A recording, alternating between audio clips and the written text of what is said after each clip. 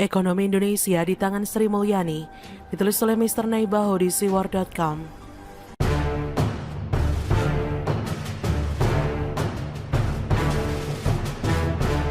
Tidak terkejut ketika Presiden Jokowi merombak kabinetnya dengan menunjuk Direktur Pelaksana Bank Dunia Sri Mulyani Indrawati sebagai Menteri Keuangan menggantikan Bambang PS Brojonegoro di tahun 2016 lalu. Presiden Jokowi ingin memperkuat perekonomian kita dengan melakukan perombakan pada beberapa pos Kementerian Ekonomi dalam Kabinet Kerja. Direktur Eksekutif Perkumpulan Prakarsa Makhtufan kala itu menjelaskan dalam pandangannya ini tidak jauh dari alasan ingin menunjukkan betapa bagusnya tim ekonomi Indonesia. Kata Makhtufan kepada Kompas.com, ingin menunjukkan ke sektor swasta dan dunia internasional bahwa tim ekonomi Indonesia bagus dan Sri Mulyani adalah best of the best in our country. Dengan demikian ada kecenderungan pemerintah dan presiden pun ingin membangun ekspektasi dan sentimen positif. Benar saja di periode kedua, kembali Presiden Jokowi tidak mengutak-atik Kementerian Keuangan. Beliau tetap mempercayakan ekonomi Indonesia di tangan Sri Mulyani. Tanggung jawab dan rasa kecintaan kepada Republik Indonesia menjadi alasan Sri Mulyani tetap berada di kursi Kementerian Keuangan. Belum lagi rasa puas Presiden Jokowi atas kinerja Menke di 4 kabinet mulai dari era Presiden Susilo Bambang Yudhoyono, Yusuf Kala, SBY Budiono, dan Presiden Jokowi JK, serta saat ini Jokowi Ma'ruf Amin. Kata Sri Mulyani, saya diminta Pak Presiden Jokowi untuk menjadi Menteri Keuangan lagi. Sri Mulyani menjelaskan banyak hal yang harus dilakukan untuk Indonesia saat ini dalam menghadapi perekonomian global yang dinamis dan tidak pasti. Presiden Jokowi pun meminta Sri Mulyani untuk melanjutkan kinerjanya di Kementerian Keuangan. Tugas dan tanggung jawab Menteri Keuangan itu kompleks. Kalau saya goyah, anak buah saya ikut goyah. Kalau saya shakingnya 10 skala Richter, anak buah saya menjadi 20 skala Richter. Makin ke bawah makin besar, jadi Anda sendiri goyah bagaimana Anda akan menjadi jangkarnya. Pernyataan ini disampaikan oleh Menteri Keuangan Sri Mulyani dalam sesi wawancara khusus bersama tim Tempo 2 Juli 2021 melalui konferensi video. Sri Mulyani merasa tantangan pandemi COVID merupakan jenis ranjau yang cukup berbahaya dari beragam ranjau yang pernah dilewatinya dalam hidup. Menurut Sri Mulyani, ranjau pandemi COVID lebih menantang ketimbang mengurus masa sulit aksi extraction Bank Senturi pada 2008 silam. It's totally different game, kata Sri Mulyani. Informasi tentang jumlah utang Indonesia akibat proyek penyelamatan ekonomi dari pengaruh pandemi COVID mengganggu sirkulasi berpikir. Jika dihitung-hitung, negara cukup banyak mengeluarkan dana untuk program penanganan dan pemulihan. Pada periode 2020, upaya pemulihan ekonomi nasional PEN menginjak angka 699 triliun rupiah. Banyak dana direlokasi dari target yang dibuat sebelum masa pandemi COVID. Program relokasi anggaran dari pos-pos tertentu untuk penanganan masalah pandemi menunjukkan bahwa pemerintah berani pasang badan untuk melawan pandemi COVID. Tumpuan besar proyek melawan pandemi jika kita cermati secara mendalam cukup banyak diarahkan ke Menteri Keuangan untuk penanganan pandemi saja. Menteri Keuangan harus pandai-pandai merumuskan anggaran, mengelola aset, membuat kebijakan dan mencapai target. Selain masalah pandemi, pemerintah melalui kementerian-kementerian yang ada harus mampu memperkuat fondasi program prioritas, yakni upaya pemulihan ekonomi nasional PEN. Semua hal ini tidak mudah karena harus dilakukan dengan ekstra hati-hati. Untuk tata kelola keuangan rumah tangga, kita perlu memberikan banyak apresiasi kepada Sri Mulyani. Saya sendiri tidak bisa membayangkan andai kata tata kelola keuangan di masa pandemi ini diberikan kepada orang lain. Bagaimana jika Menteri Keuangan di masa pandemi ini bukan Sri Mulyani? Postur Sri Mulyani yang optimistis dan tegas sejatinya memberikan nilai ekstra bagi kesehatan rumah tangga Indonesia, terutama dalam menata ekonomi selama masa pandemi. Di tengah masa-masa sulit ini, cekikan informasi seputar utang negara semakin menular, seakan-akan hanya Indonesia yang terlilit hutang. Hemat saya, Indonesia termasuk negara yang sigap menangani pandemi, sembari menata neraca ekonomi agar tetap stabil. Dengan kapasitas penduduk 200-an juta jiwa, pemerintah Indonesia tetap mampu memberi makan semuanya. Berbeda dengan negara-negara lain dengan kapasitas penduduk tak sampai ratusan juta, Indonesia justru masih tetap optimis berjalan. Menurut Sri Mulyani, untuk saat ini keadaan luar biasa dan syok semua negara pasti menambah beban utang negaranya. Tentu saja, eskalasi utang yang terlalu banyak justru tak membuat ekonomi menjadi sehat. Akan tetapi, menurut Sri Mulyani, kenaikan utang malah dibenarkan karena situasi syok di mana tidak ada instrumen lain yang mampu menopang kecuali negara sendiri. Jika negara bungkam dan tak reaktif menanggapi hanya karena takut hutang, tentu saja keadaan negara semakin tak membaik. Selain ruwetnya penanganan masalah ekonomi, isu lain yang diudarakan adalah soal kebijakan pemberlakuan pembatasan kegiatan masyarakat atau PPKM yang dilihat oleh para haters sebagai strategi no money dari pemerintah. Isu ini melebar di media sosial lantaran kebijakan PPKM dinilai merubuhkan ekonomi masyarakat. Banyak warga, terutama para pelaku usaha, menentang kebijakan PPKM karena bertentangan dengan semangat program pemulihan ekonomi nasional. Lalu bagaimana Bu Menteri Sri Mulyani menanggapi hal ini? Menurut Sri Mulyani, PPKM darurat punya kaitan erat dengan target penyerapan anggaran. Sejauh ini anggaran yang dicairkan untuk pos-pos penanganan masih belum terserap seluruhnya. Lagi-lagi, kendalanya ada pada crossing check data yang selalu berubah. Di pojok Menteri Sosial yang ditangani oleh Bu Tri Risma hari ini masih banyak anggaran yang belum terserap dengan baik. Misalnya, program Keluarga Harapan yang targetnya 10 juta orang hingga Juni 2021 baru mencapai 9,9 juta. Hal lainnya misalnya program Kartu Sembako yang dianggarkan untuk 18,8 juta keluarga sampai Juni 2021 baru 15,9 juta. Jadi penyerapan anggaran sesuai target sebelumnya membantu program-program lain dari pemerintah dalam perang melawan pandemi COVID. Upaya pemerintah sebetulnya sangat berotot. Bantuan sosial sangat berlapis-lapis, tinggal bagaimana kita mengelolanya demi keseimbangan neraca rumah tangga kita masing-masing.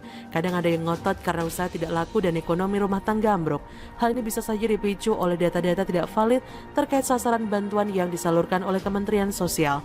Buktinya, pihak Kementerian Sosial tetap berusaha memperbaiki data target mereka yang seharusnya mendapatkan bantuan dan mengularnya antrian laporan pengaduan terkait bantuan yang tak tepat sasaran. Saya tetap optimis di tangan Bu Sri Mulyani, ekonomi kita akan semakin membaik dan keuangan negara akan semakin terasa membaik juga. Bagaimana menurut Anda? Silakan tulis komen Anda di kolom komentar, like, subscribe, dan share di sosial media kalian.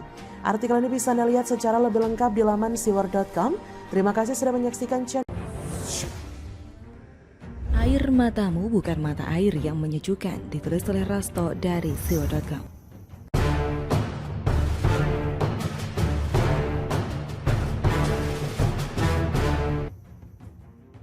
Kadang kita tidak bisa selalu bersikap idealis dalam arti mempertahankan prinsip-prinsip yang mengedepankan pandangan ego kita.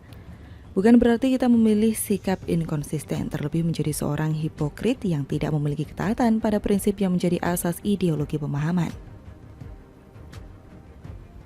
Sebab konsistensi bukanlah sikap kesetiaan pada diksi, narasi, atau strategi, atau sekedar gimmick, karena hal itu merupakan teknis bukan substansi. Esensinya terletak pada apa yang mendasari tujuan, bagaimana memperjuangkan dan seperti apa cara yang dipilih untuk mewujudkan.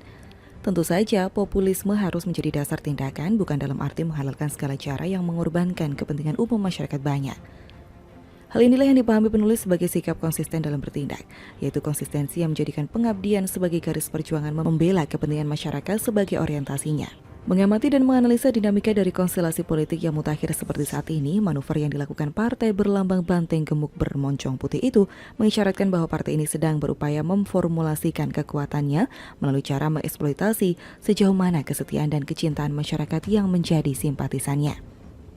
Sayangnya, apa yang dilakukan tidak mencerminkan di mana aspirasi masyarakat sebagai sasaran yang dituju. PDIP sebagai partai yang kuat karena dukungan masyarakat seolah sedang berusaha melepaskan diri dari bayang-bayang masyarakat yang telah menjadikannya sebagai partai besar. Hal ini dapat dilihat bagaimana partai itu berusaha secara masif menjadikan Puan Maharani sebagai figur yang akan dijagokan sebagai bakal calon pada pertarungan Pilpres yang akan datang. Dalam arti, Puan Maharani bukanlah tokoh yang memenuhi ekspektasi, yang diharapkan dapat melanjutkan estafet kepemimpinan, yang mampu meneruskan dan mewujudkan program Nawacita, yaitu 9 agenda pembangunan yang dicanangkan oleh pemerintahan di bawah kepemimpinan Jokowi. Cukup beralasan jika yang disebutkan di atas merupakan barometer yang pada akhirnya melahirkan keraguan masyarakat sebagai basis pendukung militan Partai Wong Cilik itu. Hal ini disebabkan penilaian masyarakat yang mengungkapkan bahwa Puan Maharani bukanlah seseorang yang bisa dikatakan sudah teruji sebagai tokoh yang dekat dengan rakyat. Puan bukanlah sosok pemimpin yang menguasai medan dan sudah teruji di lapangan. Sebagai tokoh politik seharusnya Puan lebih meningkatkan lagi kontinuitasnya bersama rakyat, bukan hanya memasang baliho di pinggir jalan, mengingat Puan bukanlah artis yang sedang mempromosikan produk kosmetik. Jika PDIP sebagai partai tetap memaksakan diri mempertahankan ego sektarianisnya dengan mengusung Puan Maharani sebagai figur yang akan diusung, sama artinya PDIP sedang membuat lubang untuk dirinya sendiri. Harus disadari oleh PDIP, masyarakat sebagai vote getter amat sangat menentukan kepada siapa pilihan yang akan dijatuhkan. Kecenderungan masyarakat dalam menentukan pilihan sangat dipengaruhi oleh siapa dan bagaimana figur yang diusung, bukan pada partai yang menjadi pendukung. Hal inilah yang semestinya disadari baik oleh elit partai maupun PDIP sebagai partai pengusung. Masyarakat sudah mendapatkan siapa figur yang paling pantas menjadi pengganti Jokowi dan sebetulnya hal ini lebih menguntungkan karena pilihan masyarakat sudah jatuh kepada kader PDIP itu sendiri. Siapa lagi kalau bukan Ganjar Pranowo, seorang marhainis dan kader yang memiliki loyalitas tinggi terhadap Ketua Umum Partai Megawati Soekarno Putri sejak menjadi aktivis mahasiswa. Jika kesempatan ini tidak digunakan sebaik-baiknya oleh PDIP, sama artinya PDIP melakukan kesalahan besar. Beberapa pandangan itu adalah pertama, PDIP telah mencampakkan kader terbaiknya yang tak perlu diragukan loyalitasnya. Kedua, Ganjar Pranowo memiliki elektabilitas yang tinggi dan dalam setiap survei grafiknya selalu meningkat. Hal ini merupakan buah kedekatannya dengan masyarakat yang dipimpinnya. Ketiga, sikap elit dan kader senior partai telah bersikap tidak populis dengan mendiskreditkan Ganjar Pranowo sebagai sesama kader yang sepantasnya dapat bersikap egaliter dan utilitarianis. Keempat, sehubungan dengan poin tersebut bukan hal yang tidak mungkin. Sikap kurang memanusiakan ini akan disikapi secara frontal oleh Ganjar Pranowo dengan menerima pinangan partai lain yang memang sudah menargetkan Ganjar sebagai figur yang dianggap sangat memenuhi kriteria yang diharapkan mampu melanjutkan estafet kepemimpinan dan agenda nawacita pemerintahan saat ini. Disinilah pergolakan pemikiran akan terjadi dalam diri seorang Ganjar Pranowo antara kesadaran ideologis yang berorientasi pada pengabdian dan loyalitasnya yang telah diberikan kepada partai namun telah bersikap tidak fair atas dirinya. Disinilah seorang Ganjar harus menentukan pilihan, mengabdi kepada kepentingan partai atau menjadikan pengabdian terhadap bangsa dan negara sebagai kepentingan yang jelas jauh lebih besar sebagai pilihan. Pada titik inilah muncul pertanyaan, apakah mengambil tanggung jawab sebagai pemimpin negara yang dapat diembannya sebagai sikap aplikatif pengabdian merupakan sikap inkonsisten? Apakah menjadi petugas partai yang cenderung memaksakan kehendak segelintir elit partai jauh lebih bisa dikatakan konsisten, sementara PDIP sebagai partai yang berada dalam lingkaran kekuasaan malah ikut-ikutan latah mengkritik pemerintah? Apakah bisa air mata Megawati dapat menghapus sikap anak buahnya yang telah berbuat tidak patut dengan menyalahkan pemerintah? Akhirnya penulis memiliki kesimpulan, tidak selamanya partai dapat diharapkan menjadi pembela orang yang didukungnya, apalagi konsisten dalam membela kepentingan masyarakat. Yang dibela partai hanyalah kepentingan kelompoknya semata. Air matamu bukan mata air yang menyejukkan.